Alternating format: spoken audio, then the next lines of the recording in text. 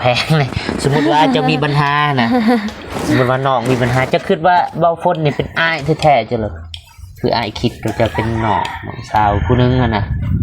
ถึงอ้ายสิบุญมาหาดุๆแต่ให้คิดนั่นโดยถ้าเขามีเรื่องยังปัญหายังเขาเสนอบอกอ้ายซอยได้ก็สิซอยบ่ได้ก็สิซอยซอยบ่ได้ก็สิบอกอธิบายมันต้องมีทางออกนะสมมติว่าน้องมีปัญหาเรื่องใดเรื่องนึงนั่นแหละว่าจะเรื่องส่วนตัวเรื่องครอบ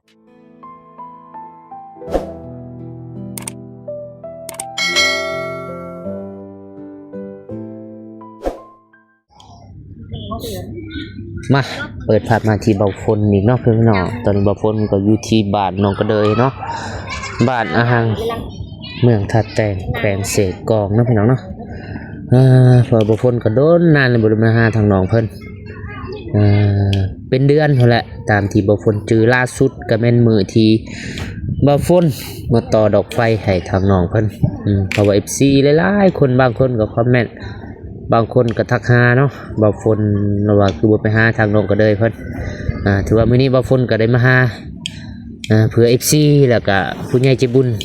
ที่ว่าคิดฮอดน้องก็เลยเนาะพี่น้องเนาะ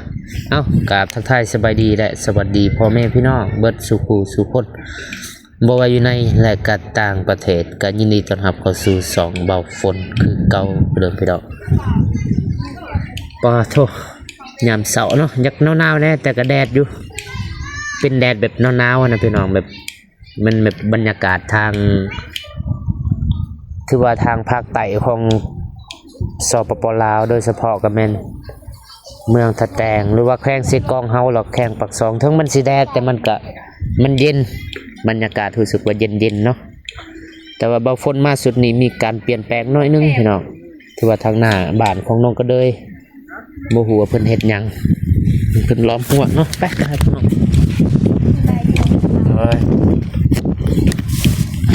ก็ดีน้องเด้อคือบ่หมากออกอันนี้เป็นไงนี่วะแม่นมั้ยบ่ฮู้ยานว่าย่างมาแล้วไปตัดมันบ่เจ็บดอกพ่อแม่ไปใช้มันเลยอีเมลคุณผู้ฮะคุณผู้มาอยู่นี่มันเหลืองตาผู้ไปยังขึ้นผู้ไปเสียญาฮะเสียญาพ่อก็ไปนั่นบ่พอไปรับจ้างไปจ้างบริษัทยังเบียกนะเขาเห็นยังลีแนงนี่บอนไก่หันปานนั่นไหมหันปานเนาะไก่หันปานนี่บ่บอนไข่เครื่องอยู่ถึงในส่วนในเบียกโอ้มีส่วนใหม่บ่ทั้งลังนี่นะโดยลังหันปานสุดลังไก่เครื่องตัวหันใหญ่สุดดูเขต6เนาะไปลีแนงโดยเพิ่นให้มื้อเท่าไรไปลีแนงแสนเศร้าเราไปจักมื้อเลย2-3 มื้อ2-3 มื้อพอหูยว่าเลิกจักโมงไปจักโมงเริ่มเฮ็ดเวียกไปจักโมงน้องบ้านนี้ไปไสวันนี้วันนี้อยู่ว่าเขาพิมพ์งานเด้งานดองโดยที่จริงบ่ฝนก็มื้อนั้นมื้อ 2-3 มื้อนี่บ่ฝนก็ได้ทักหาทางน้องก็เลยว่าสิเข้ามาลิ้นน้ำบ่มีอื่นหรอกพี่น้องบ่แม่นว่ามีเครื่องมีของอีหยังดอกมาลิ้นน้ำมื้อตะนาบ่าวเสร็จน้องไปสวนแล้วฮอดสวนแล้วเข้าใจอยู่ก็บ่เป็นหยังว่ามื้อใดค่าก็ไปอ้ายก็บ่ได้ถึงคันว่าต้องให้อยู่หั่นน่ะเวียกเฮามันจำเป็นเวียกเฮามันสำคัญอยู่นะมันก็ไปเวียกก่อนน้องนุ่มนี่ไปใช่ไปคือกันแม่ไปกับน้องบ่แม่ไปกับน้องมาดูไปกับพ่อไปน้องขึ้นภูเนาะไปทางไหนไปทางห้วยดำมันไปทางนี้ก็ซอดทางบ้านห้วยดำคือกันบ่ฝนแต่ดนหลักเข้ามาในประมาณปี2004ประมาณนี้แหละประมาณบ่ฝนอายุ 5-6 ปีจื้ออยู่กันมีส่วนแถวนี้แหละแต่ว่า ตอนมาอยู่น้องกันนั่นแหละตอนบ้านบ่ฝนตอนนั้นก็อยู่น้องกันในพ่อแม่อยู่น้องกันเฮ็ดสวนนี่ลังนี่แหละจืออยู่ตอนนั้นบ้านนั่นนี่บ่ทันมีอยู่หักบ่ทันหลายหรือว่าบ่ทันมีบ่จือปานนั้นหมู่บ้านน้องก็เลยน่าจะยังบ่ทันมาบ่ดนเลยสวนกาแฟจะได้เรื่องอันนี้เพิ่นมาเก็บแล้วบ่ค่าไฟ เก็บแล้ว เก็บแล้ว โดน ผู้ใดมาเก็บผู้อ้ายผู้มาเฮ็ดมื้อนั้นคือบ่แม่น โมเมนคนในบ้าน คนในบ้านเนาะเท่าใดเดือนหนึง บูฮู อ้าว อีแม่ จะก็เบิ่งบินมื้อน่ะเบิ่งเท่าใดเฮาอยากเบิ่งอะนะเฮาอยากมีบ่บินมื้อ นี่ เอาไปเอาให้อ้ายเบิ่ง กุญแจเฮือน โอ้แม่เราล็อกไว้ โดย อืมบินแล้วก็อีหยังล่ะแล้วก็อยากรู้นะอ้ายคืออยากรู้ราคามันเท่าไหร่ย่านว่ามันปกติหรือบ่ปกติอะนะค่าไฟเพราะว่าย่านคือเฮือนน้องนี่แหละบ่ได้ใช้อีหยังอะนะมีแต่ไต่ไฟซื้อโทรทัศน์ก็บ่มีตู้เย็นก็บ่ได้ใช้มีแต่ไต่ไฟ2ดอกก็ซื้อ2-3 ดอกประมาณนี้แหละย่านว่ามันแพงหรือว่ามันถูกอะนะอ้ายอยากรู้ซำนั้นซื่อ โดย มันคือมันแพงขึ้น แต่อีแม่แล้วล็อกประตูอะ มันคือขึ้นผิดปกติอะนะอ้ายก็สิแจ้งทางผู้ที่เกี่ยวข้องนะโดยเฉพาะกับพนักงานไฟฟ้านะสมมติว่ามันขึ้นผิดปกตินะสมมติว่าน้องไต้มีแต่2 ดอกคือขึ้นเป็นแสนมันก็เป็นไปบ่ได้เนาะ50-60ยังแพงนะคิดว่านะบัดอันนี้เด้เรื่องที่2ที่ว่าพอน้องว่าสิเฮ็ดสมโนแล้วบ่บ่ทันออกมั้ง บ้าสมโนยังบ่ทันออกผู้ใดแล่นให้ คนในบ้านนี่แหละ คนในบ้านจักเดือนจักปีเลยสมโน 2-3 ปีนะมั้ง เป็นอะไรคือมันอยากออกมันเป็นอะไร บูฮูคือกันนะนี่ เพราะว่าเพิ่นเฮ็ดอยากได้สมโนห่วยมาอยู่นี่ฮักตอนนั้นน้องมีแต่ว่าสมโน บ่ทันมีแต่ใหญ่มาอยู่นี่บ่ทันมีบ่ บ่แต่ถ้าอยู่บ้านพุ่นก็มีแต่ บ่อยู่นี่อยู่บ้าน นี่บ่มีก็เฮ็ดอยู่เฮ็ดแต่เป็นสัมผัสโซซี่มั้งโซซี่จ้ะ คนอื่นได้มีบ่คนที่ว่าในบ้านเขาออกให้บ่หรือว่าคือกัน นี่ถ้าคนจะเฮ็ดพร้อมกันก็บ่ทันออกนั่นแหละ มันเป็นอะไรเด้มันเป็นแบบระบบบ่แบบว่าเขาต้องให้ออกพร้อมกันบ่นั่นน่ะหรือว่าเพิ่นบ่ทันอนุญาตให้ออกก่อนน้องก็เลยย้ายมาใหม่ๆบ่หรือว่านำกันเลยในบ้าน ใหม่ น่าแสดงว่าน้องก็เลยย้ายมานำลังหมู่ ๆโดยเพราะว่ามาเฮ็ดปะแล้วก็ไปอยู่บริษัท อยู่บริษัท บ่ได้อยู่ ใด โดยบริษัทเวียดแล้วบ่ได้อยู่บ้านแล้วบ่ได้เฮ็ด อยู่บริษัทนี้นี่ โดย บ่มันอยู่บริษัทคือกันนะมันขึ้นกับบ้านคือกัน บ่ได้ มันขึ้นกับบ้านนี่คือบริษัทก็อยู่บ้านนั่นนี่จะเป็นประชากรเป็นประชาชนบ้านอันนี้มันก็ขึ้นกับบ้านนั่นแหละคนเฮามันบ่มีดอกเดียวขึ้นกับบ้านเบิดเอาสิอยู่บริษัทก็ยาเขาก็มีข้อมูลนะมีบัตรประจำตัวบ่มีอันนี้นอกจากคนเถื่อน ว่าง่ายคนแบบต่างดาวอะนะจังบ่มีคือน้องก็คนลาวคือกันนะประมาณนั้นครับถ้าคนจีนคนอันนี้แม่นบ่มีเพิ่นจะบ่เอาเพิ่นจะบ่เฮ็ดใ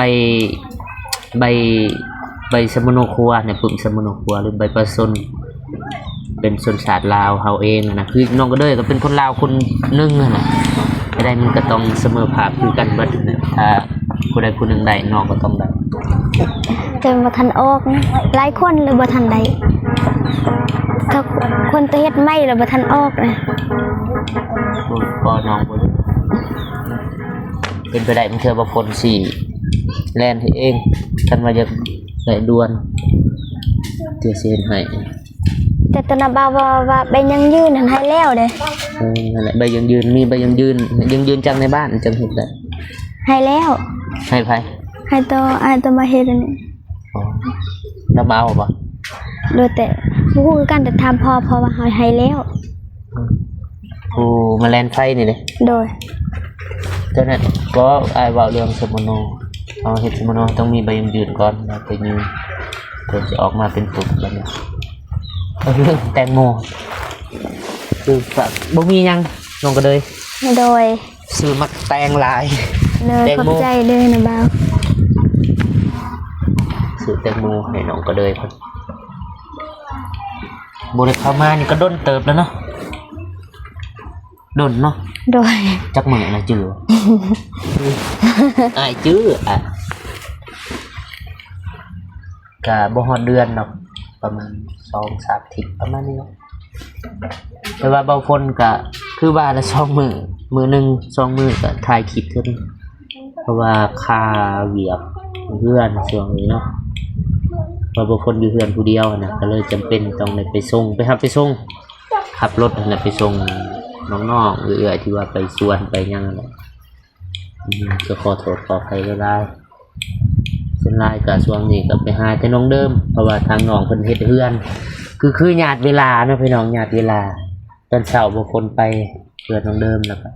ประมาณชั่วโมงนึงนี่แหละแล้วก็ไปสวนต่อนั่นน่ะตลอดเลยนั่นน่ะแต่สิบ่ได้อยู่นำน้องเพิ่นบ่ได้ซอยเวียกันเนี่ยแล้วก็คือกับทีมงานนี่บางคนก็บ่สู้ได้ไปส่วนเพราะว่าทีมงานเพิ่นก็ไปแบบเบิดมื้อเลยนะแต่ว่าบางคนก่อนหน้านั้นบางคนก็ได้ไปอยู่ไปใช้ไปนำกันแต่ว่าช่วงหลังๆนี่เพราะว่าช่วงนี้เพิ่นจะคือบางคนก็ฉีดยาแล้วก็ฮดกาแฟในช่วงนี้เสียดายเนาะเฮ็ดมาลงทุนมาหลายแหละสิให้มันตายก็จักแนวใด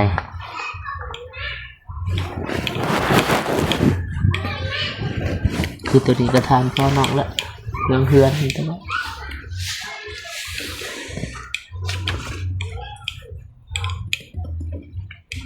เบิ่งหั่นเปลี่ยนแปลงหน่อยนึงเพิ่นจะล้อมหัวผู้ใดหั่นน้องเด้อ หัวพร แสดงว่าดินเพิ่นเนาะบน โดย เพิ่นจะมาปักไม้เขตดินแดน เพิ่นสิเฮ็ดเฮือนนะ เฮ็ดเฮือนว่ะ โดย คนมาแต่ไสนี่ ลูกป้านี่แหละป้าเป็นเจ้าของดินเนี่ย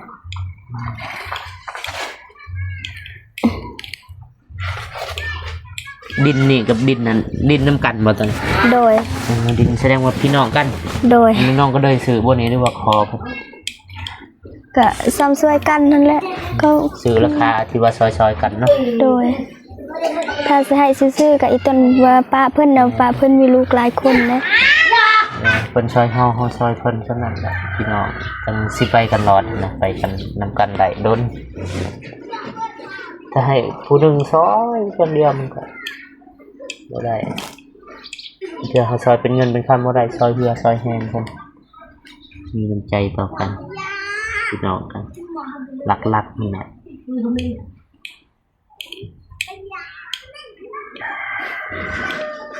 กินข้าวกินน้ำแล้ว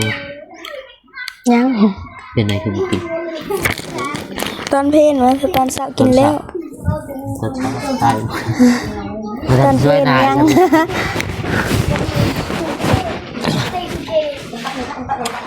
บ่ทันได้ช่วยนะมาแต่ส่วน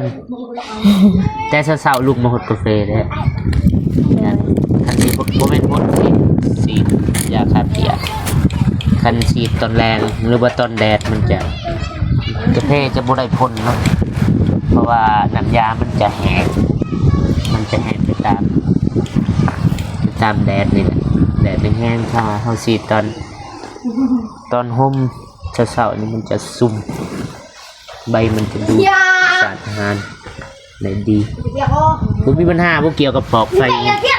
บ่ ตัวใดยังขาดตกบกพร่องคิดว่าตัวใดยังคิดว่ามันบ่ดีบ่นี่บ่นั่นแสดงว่าดีเบิดแล้วซะ โดย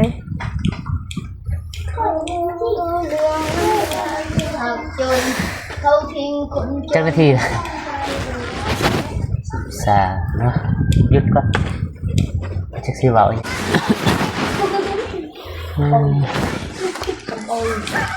ลงก็เลยมีรถบ่อยู่เรือน รถในห้างมืน ใช่ ตอนนั้นพอถือแล้ว พอไปละรถจักรบ่รถจักรอีหยัง โดยแต่ใส่เสื้อไหม ใส่เสื้อไหมได้กำลังใส่เสื้อไหม เงินโตเขาส่วนนี่แหละ ซอยขึ้นเฮือน ไปไปสอบเนาะเงินที่ โดย ว่าทางผู้ใหญ่เพิ่นได้ซอยขึ้นเรือนแล้วมันเรือบัดนี้เนาะ โดยแล้วก็พอไปพอเพิ่นจะสิถือไปรับจ้างสบาย มันจะเป็นในรถเนาะพี่น้องถ้ามันจำเป็นบอกว่าจำเป็นคือเฮาไปรับจอกรับจ้างแต่บ่มีรถสมมุติระยะทางก็10ลักจะสิย่างไปบ่สิย่างไปแต่เช้า3ฮอดถ้ามันมีงานพาหนะมันก็แบ่งเบาคือว่าเฮาขี่ไปก็ฮอดเฮาก็ได้เฮ็ดเวียกไว้ไปรับจ้างนี่จ้างนั่นเนาะถึงมันจะบ่แม่นรถใหญ่นะบ่แม่นรถที่มันหรูหราแต่มันก็มันได้ซอยบรรเทาเฮาบ่ให้มันหนักคือเฮาย่างเฮาขี่รถกับคราวเดียวมันก็ประหยัดเวลาอีกผู้ใด นี่เจ้าของเฮือนเนี่ย บ่เจ้าของดินบ่ โดย เข้าน้ำเบิดแล้วบ่เข้าที่ว่าน้องเฮ็ดสวนเฮ็ดไปรับจ้าง เขาวะเขายังอยู่ ยังหลายบ่ ยังสอบเดียววะ เจ้ามียังที่ว่าคิดว่าอยากได้บ่แม่นเอาแบบแพงๆเลยสมมุติว่าเจะมีปัญหานะสมมุติว่าน้องมีปัญหาจะคิดว่าเบาฝนนี่เป็นอ้ายแท้ๆจ้ะเหรอคืออ้ายคิดก็จะเป็นน้องสาวผู้นึงอ่ะนะถึงอ้ายสิบุญมาหาดุๆแต่ให้คิดนั่นๆ โดย ถ้าเขามีเรื่องยังปัญหายังเฮาเสนอบอกอ้ายซอยได้ก็สิซอยบ่ได้ก็สิซอย ว่าซอยบ่ได้ก็สิบอกอธิบายมันต้องมีทางออกนะสมมุติว่าน้องมีปัญหาเรื่องใดเรื่องหนึงนั่นแหละว่าจะเรื่องส่วนตัวเรื่องครอบครัวที่คิดว่าคนอื่นเฮาจนแบบเฮาเบิดเส้นหนทางนั่นแหละคืออ้ายสิซอยได้สมมุติว่าแบบบ่สบายนะสมมุติว่าเด้อตัวนี้เด้อ โดย บ่แม่นสมมุติอ้ายสมมุติตัวนี้คือน้องตัวนี้บ่แม่นว่าน้องบ่สบายนะแต่อ้ายสมมุติว่าน้องบ่สบายหรือว่าคนในเฮือนในศาล โดย สมมุติว่าคนในเฮือนในศาลน้องบ่สบายแล้วก็บ่มีรถฝ่าอยากไปห้องหมอนะแต่ว่าเฮาหาคือรถพี่น้องคือไกลนี่บ่ได้บัดนี้เนาะอยากจักสิหาไผนะก็คิดหาอ้ายคิดว่าอ้ายฝนสิเป็นอ้ายแท้ๆผู้นึงอะนะที่ว่า โดย พร้อมที่จะซอยน้องโทรกลิ้งฮัลโหลไอ้ฝนมื้อนี่ ลองว่าเบิ่งฮัลโหล ฮัลโหล ไอ้ฝนมื้อนี่ ไอโฟนมาดิ นะ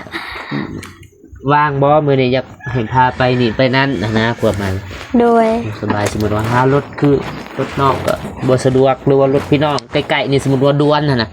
พี่น้องยังใกล้ๆบ่ได้นะก็กลิ้งใส่กลิ้งฮัลโหลถ้าได้ลิ้นจะได้จับโทรศัพท์ได้ก็สิ โดย นะครับมาจะพูดบ่ฮอด10 นาที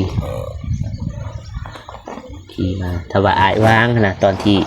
ถ้าว่าเหตุที่ว่าแบบตอนน้องอยากหาอายนะแล้วก็พอดีรถบ่อยู่ก็บ่ได้อีกยอมเลย พอไป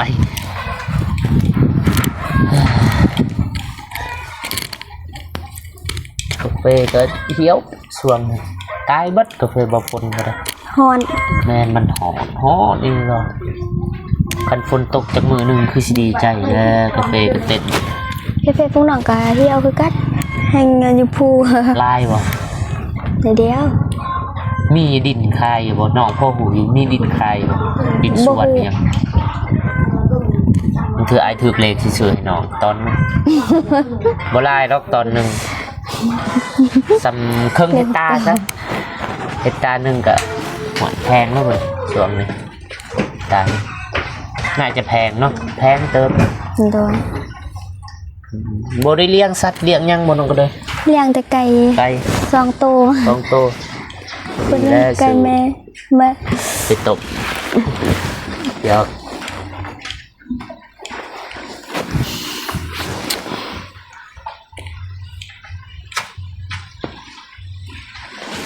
เดี๋ยวผุพังประจำ เบอร์ผู้ได้ดิห่าง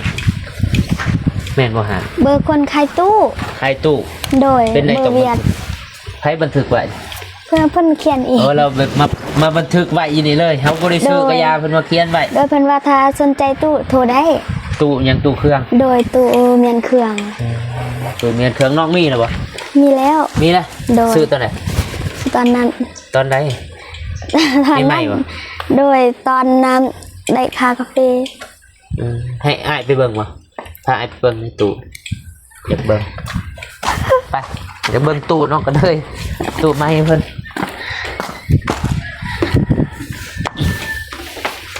ส่งเปื่อนๆแน่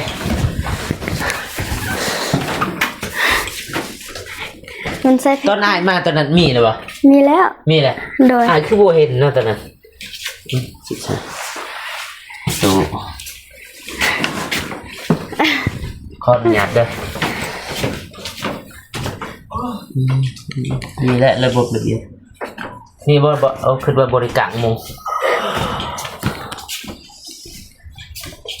เสียบของเสียบไฟเสียบที่ขอบที่ขัดยังบ่ทันมีเนาะสุด ยัง เอ้าสิ่งทายอยู่ไหนครับนั่งนี่อีก ก็สาดอยู่ ได้แล้วเอาซะเล่ตังค์เนาะต้นเลยบ่ได้มาหาทางน้องเพิ่นเมื่อแต่นี้พุ่นแหละมึงเทื่อก็สิไปหาทางน้องเดิมคราวหนึงเพราะว่าวันนี้ว่าสิไปส่งก็บ่ได้ไปเอาใหม่เองก็บ่ได้ไปมียังจะฝาก FC บ่น้องก็เลย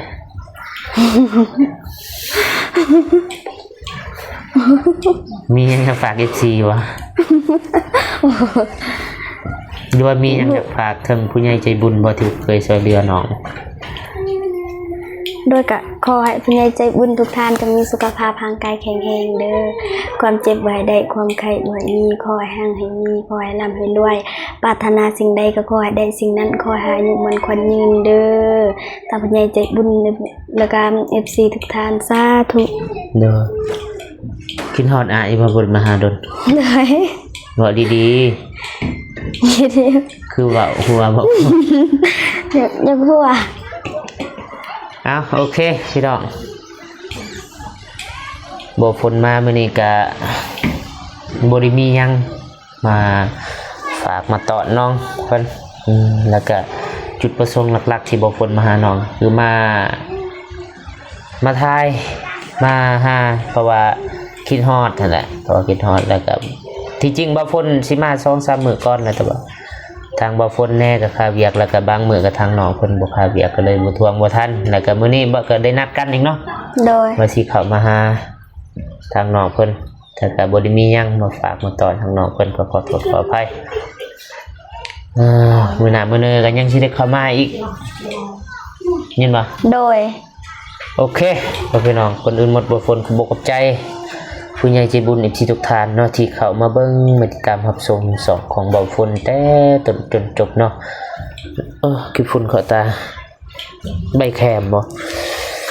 แล้วก็ขอให้ผู้ใหญ่ใจบุญจงอยู่เย็นเป็นสุขเนาะสุขกายสุขใจสุขภาพแข็งแรงความเจ็บบ่ได้ความไข้บ่มีคอยหังให้มีเด้อบ่ไปกับพี่บ่นี่กับเพิ่นให้ร่ำให้รวยปรารถนาสิ่งใดขอให้ได้สิ่งนั้นสมดังปรารถนาอย่าไปเหตุการงานธุรกิจอันใดขอให้ราบให้ลื่นให้เจริญรุ่งเรืองให้ประสบผลสำเร็จในที่การงานต่างๆเด้อ